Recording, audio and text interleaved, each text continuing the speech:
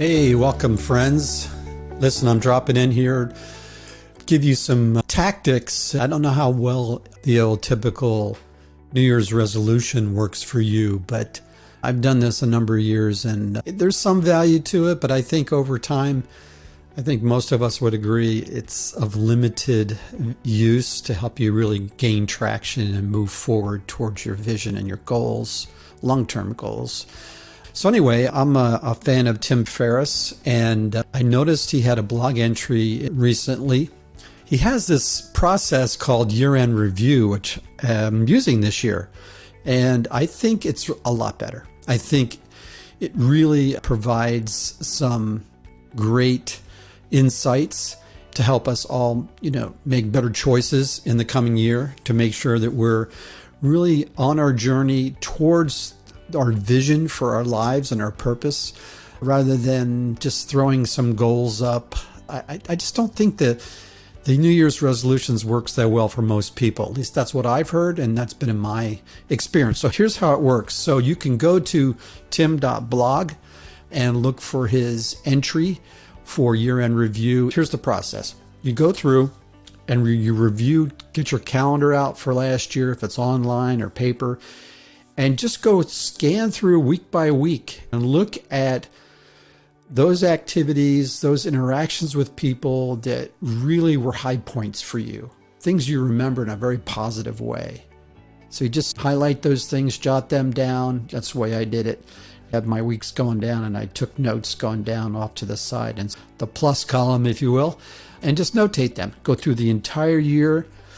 And then these things you want to treat as the Pareto principle. What are the 20% of all those positive experiences you had for the entire year that you really want to lean into for this upcoming year?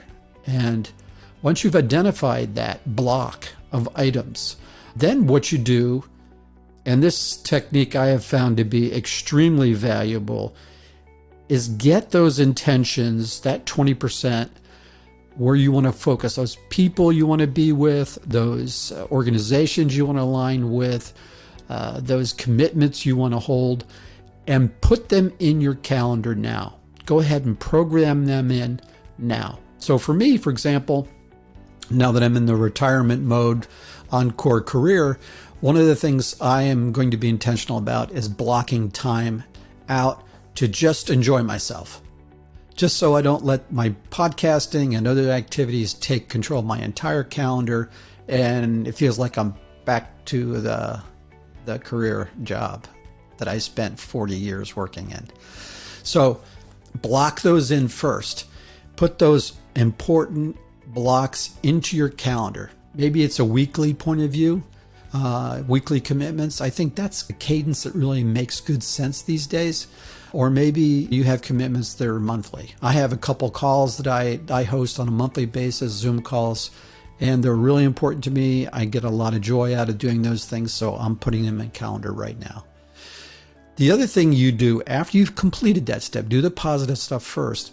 Then the next thing you do is you go back through your calendar and you look at those negative areas, those things that were drains, that either people you're like, they just drained my energy, or things, commitments you have made, and they're just not in alignment with where you're headed. Take those things, notate them, and then they become actions and they become items on your not to-do list. You can't really make a lot of traction towards the things that are important for you until you also identify what you're not going to spend your time in. Because what will happen is all those other things will invade the available time that you have and steal it away from the things you want to do. You can't say yes to things until you also say no to some other things. So I've got a number of things on the list, things that I have been thinking about. I don't know how well they serve me, and that I've just decided they don't serve me. I don't know why I'm keeping them on there. Maybe sometimes I think it's almost like buyer's remorse. It's you don't want to admit that you are holding on to something that's just not serving you in your life's direction. So what do? Rather than admit it, we keep it in there. And as long as we keep it in there, it steals time, energy, and focus away from the things that are really important to us. So not to-do list. So that's the second part of it. I've already gone through this process, got the positive things identified, blocking them into my calendar. I'm still doing some of that work, but done the big parts of that. I've identified those things that I want to unwind, get rid of, say no to. It can be commitments or people. I'm doing that. I'm feeling a lot better about this process.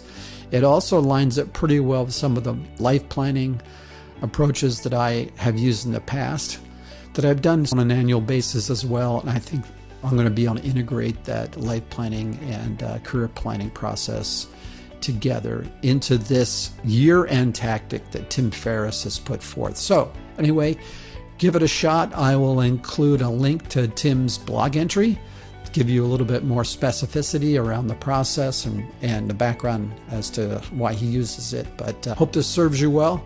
Okay, guys, look forward to bringing some more information to you. Hopefully this is helpful. Send me back comments and let me know what you'd like to hear as well, what things you're struggling with that maybe I can throw my 2 cents in on. Thanks a lot. Hey, thanks for joining me today on Titans of Transition. I hope you enjoyed the episode. Please check the show notes for additional information. Also, please like and subscribe to this channel.